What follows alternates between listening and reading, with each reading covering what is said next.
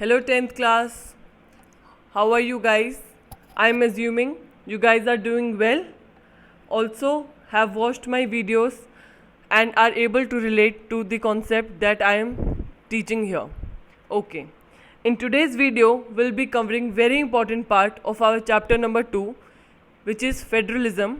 In this video, we'll be discussing the very important policy, language policy, on the basis of which various states were reorganized, and the center and the state relationship. This language policy here in this video I have explained from your examination point of view. In case any question comes regarding the language policy, you will be able to answer only by going through my video. I have explained what it was, what were the merits and what were the demerits and the result of it. So listen to it very carefully. Okay, moving ahead with our chapter. After 1947, the first and the major test of democratic politics began.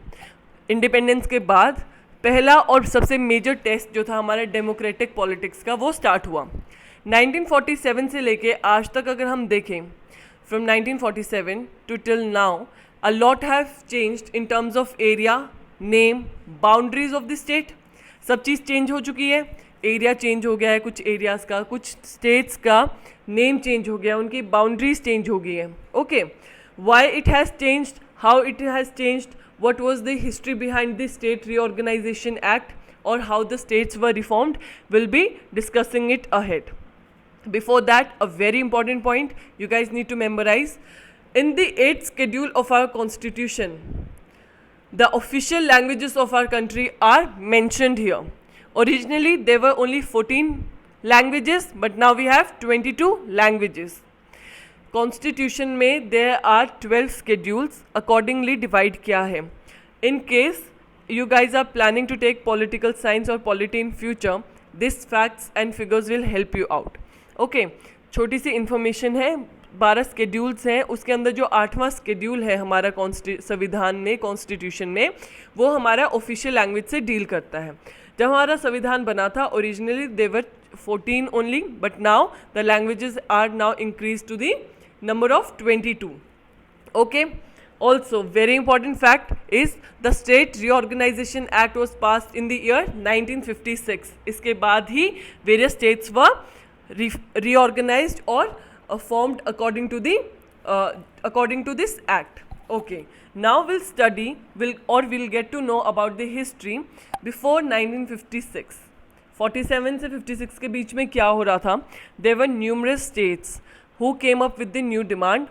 भाई उनकी जो state है उनकी reorganisation कैसे होनी चाहिए. कुछ बोलते हैं हमारी लैंग्वेज के हिसाब से होनी चाहिए, कुछ लोगों ने डिमांड किया भाई कल्चरल के हिसाब से हमारी स्टेट को अलग बना दो. ओके, इफ़ आई से लैंग्वेज पॉलिसी और linguistic policy it is the same. तब क्या बात हो रही थी, स्टेट्स ने डिमांड की भाई हमारी लैंग्वेज के बेसिस पे हमारी स्टेट अलग बना दो. तो इस लैंग्वेज पॉलिसी के अंदर मेन चीज़ें क्या थी हमारी, कि हमारी फर्स्टली कोई भी नेशनल लैंग्वेज नहीं है. ओके, क्योंकि 40% ऑफ द पॉपुलेशन कौन है, क्या है, हमारी हिंदी स्पीकिंग पॉपुलेशन है. देयरफॉर कोई भी ऑफिशियल लैंग्वेज नहीं है. India is a diverse nation, अलग अलग तरह के लोग आके यहाँ रहते हैं. देयरफॉर उसके अंदर से 40% जो है हिंदी स्पीकिंग है. इसलिए हम कोई भी एक ऑफिशियल लैंग्वेज डिक्लेयर नहीं कर सकते हमारी नेशन की. ओके, ऑल्सो इस लैंग्वेज पॉलिसी के बाद हमें क्या पता चला, जो कैंडिडेट्स हैं, the candidates can opt for any of the languages mention in the 8th schedule to appear in the central exam like UPSC etcetera. कोई भी सेंटर का एग्ज़ाम होता है तो कैंडिडेट्स कोई भी इन 22 लैंग्वेजेस में से कोई भी एक लैंग्वेज में अपने एग्ज़ाम दे सकता है. ठीक है, अपनी लैंग्वेज चूज़ कर सकता है. स्टेट्स की ऑफिशियल लैंग्वेजेस हैं हमारी. ओके, वेरियस स्टेट के ऑफिशियल लैंग्वेजेस है क्योंकि रीजनल लेवल पे कैटेगराइज करना बहुत इजी है as compare to the national level in case of India. Okay, English act as a medium between the centre and the state. English जो language है वो एक मीडियम की तरह एक्ट करती है ताकि कोई कम्युनिकेशन गैप ना आए between the centre and the state. For example south वाली जो स्टेट्स हैं, साउथ की अलग लैंग्वेजेस है साउथ सदर्न स्टेट्स की. ओके, तो एक कॉमन लैंग्वेज हमने चूज़ की because they are not very fluent with the Hindi language, तो हमने क्या डिसाइड किया, इंग्लिश को हम मीडियम बनाते हैं ताकि कोई कम्युनिकेशन गैप ना आए। देयरफॉर जैसे सदर्न स्टेट्स हैं उनके लिए ये एक मीडियम एक्ट करेगी। फिर हमने क्या सोचा कि ओवरऑल हम इंग्लिश को एज अ मीडियम लैंग्वेज ही रखते हैं, और as per the constitution the use of English was to be carried till 1965। 1965 तक ही इंग्लिश का यूज़ होना था, लेकिन क्योंकि हिंदी इतनी ज़्यादा लोगों को आती नहीं थी, एज आई मैंशन बिफोर कि सिर्फ 40% ही हिंदी स्पीकिंग पॉपुलेशन है, इसलिए लोगों ने क्या डिमांड रखी, भाई इंग्लिश को कंटिन्यू करते हैं as a medium language to convey our ideas to the centre. और ये आइडिया आज तक कैरी ऑन होता हुआ आया है। ओके, जब लैंग्वेज पॉलिसी की बात करते हैं तो वेरियस क्वेश्चंस उठेंगे, और उठे भी थे, भाई इसके फ़ायदा क्या है और इसका नुकसान क्या है इन terms of merits and demerits. Okay, जब मेरिट्स की बात आती है तो कुछ लोगों ने बोला कि लैंग्वेज पॉलिसी के हिसाब से अगर स्टेट्स को रीऑर्गेनाइज किया जाता है तो number 1 it will be better for the administration, भाई वहाँ रूल करना ईजी हो जाएगा, क्योंकि जो लोकल लैंग्वेज यूज़ होती है स्टेट में, जो रीजनल लैंग्वेज यूज़ होती है, उसी लैंग्वेज का अगर रूलर होगा या उसी लैंग्वेज के सारे लोग एक साथ रहेंगे तो उनको समझाना, उनको एडमिनिस्ट्रेट करना इजी हो जाएगा। Okay, next, homogeneity in administration, एक तरह के लोग एक साथ रह रहे हैं, देयरफॉर होमोजेनिटी आएगी। थर्ड बोलता है कि sense of psychological security to the local people, local people को एक सेंस ऑफ साइकोलॉजिकल सिक्योरिटी मिलेगी, अंदरूनी संतुष्टि मिलेगी कि जिस लैंग्वेज में वो लोग बात करते हैं अपने आइडियाज़ को उसी लैंग्वेज में कन्वे कर सकते हैं। फॉर एग्जाम्पल, इफ़ आई से कि कोई हिंदी स्पीकिंग लगा लो सीएम बन जाता है किसी साउथ की स्टेट का, for example Kerala, where people are not very much familiar with this language Hindi, तो क्या लोगों को लिए इजी होगा अपने लीडर से रिलेट करने के लिए, अपने आइडियाज़ उनको रिप्रेजेंट करने के लिए? नो। क्या लीडर अच्छे से रूल कर पाएगा? नहीं, क्योंकि एक कम्युनिकेशन गैप आ जाता है। ओके, नेक्स्ट बोलता है कि स्टेबिलिटी लेके आएगी लैंग्वेज पॉलिसी, भाई ठहराव आएगा, इजी हो जाएगा रूल ऑफ एडमिनिस्ट्रेशन उधर।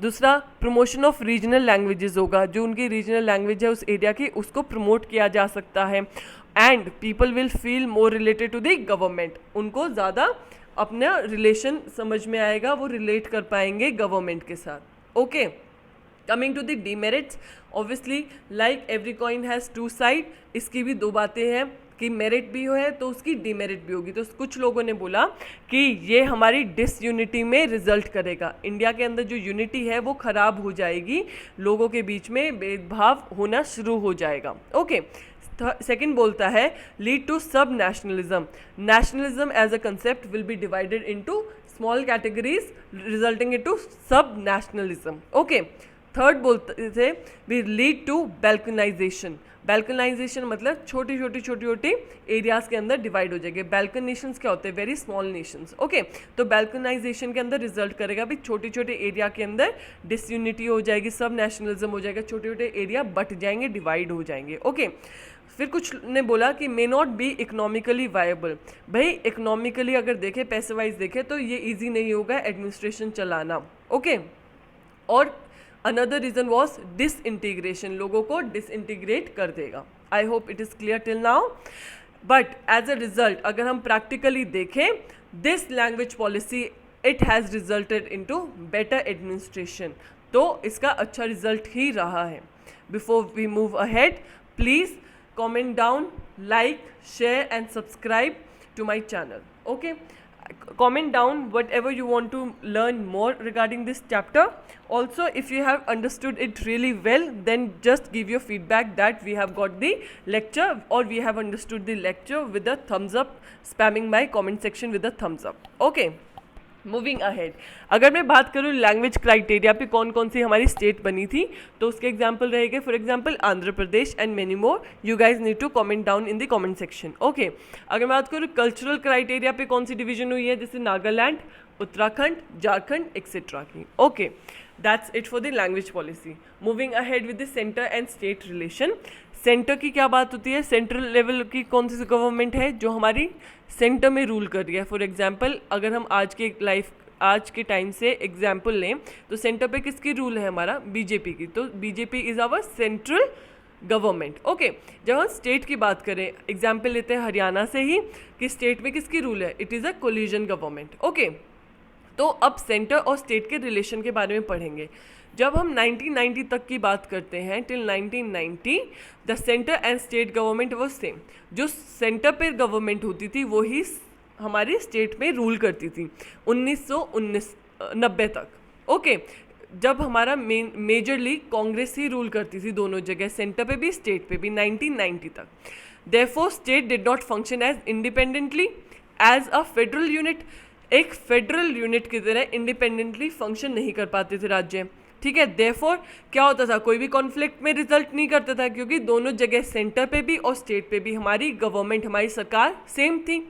लेकिन इससे क्या एक लूप होल निकल के आ रहा था, क्या नुकसान था इस चीज़ का, कि it undermine the spirit of federalism. Federalism क्या कहते हैं, sharing of power on two or more level. Okay, तो spirit of federalism was hurting इस चीज़ से। लेकिन after 1990 they came a change, थोड़ा न्यू चेंज आए, न्यू कंसेप्ट इमर्ज हुए, हमारे रीजनल पार्टीज इमर्ज्ड, ठीक है, and concept of coalition government came into force. Coalition government कैसे, जैसे आज के दिन में हरियाणा की है, जब कोई भी किसी सिंगल पार्टी को मेजॉरिटी नहीं मिलता है या कोई भी नो सिंगल पार्टी रूल आती है तो उसको दूसरी पार्टी की हेल्प लेनी पड़ती है, therefore forming a coalition government. जैसे हरियाणा में हुआ, इस बार बीजेपी को नहीं मिली फुली मेजॉरिटी हमारी, ठीक है ना, तो उसको जेजेपी का सहारा लेना पड़ा, तो therefore it will be termed as a coalition government. Okay, 1990 से रीजनल पार्टीज बहुत ज़्यादा उभर के आने लगी। ओके, और कोलिजन गवर्नमेंट का एक नया कंसेप्ट आया। देयरफॉर उससे क्या निकल के आया, a new culture of power sharing emerged and respect for autonomy of the state government increases. तो पावर शेयरिंग ज़्यादा होने लगी, क्योंकि दोनों जगह पे अलग अलग सरकार थी, अब पावर शेयरिंग का मीनिंग अब ज़्यादा समझ में आ रहा था, ठीक है ना। और उसके बाद जो रिस्पेक्ट थी हमारी ऑटोनॉमी, उसकी स्टेट गवर्नमेंट की फ्रीडम जो थी वो इंक्रीज हुई, उसकी पावर क्या थी, little more increased, because the government eight the centre level and the state level was different now. Okay, this decision was supported by Supreme Court of India. Therefore, it became difficult to dismiss the state government in arbitrary manner. जैसे पहले centre अपना decision ले देता था और state को without listening to the state उसको apply करना पड़ता था। Why? Because the government was same at the centre and the state level. Okay, so अब सुप्रीम कोर्ट ने भी इसको सपोर्ट किया, तो अब डिसमिस नहीं कर सकते थे हम स्टेट गवर्नमेंट का role. Okay, I hope it is clear now. Therefore result क्या निकल के आया है पूरी स्टोरी का सेंटर एंड स्टेट रिलेशन में, that power sharing is more effective today. आज के दिन में पावर शेयरिंग का कंसेप्ट ज़्यादा समझ में आता है, because the government at centre level and the state level is different now than it was in the early years when the constitution came into force. जब हमारा कॉन्स्टिट्यूशन बना था, कब बना था, very important fact, it came into force on 26 January 1950, मतलब function करना शुरू हो गया। इस दिन हमने अडॉप्ट कर लिया था, भाई हम संविधान को ही मानेंगे। इस दिन से लेके टिल 1990 तब तक क्या थे हमारा, ज़्यादा power sharing centre state relation was one sided only, क्योंकि दोनों जगह सेम गवर्नमेंट होती थी। लेकिन पावर शेयरिंग का कंसेप्ट इतना क्लियर नहीं था। बट आफ्टर 1990 जब हमारी कोलिजन गवर्नमेंट का कंसेप्ट आया, रीजनल पार्टीज इमर्ज होके आई, तो this concept of power sharing became more effective. Once again I am repeating, very important fact, when did constitution came into force, it's 26 January 1950। Okay.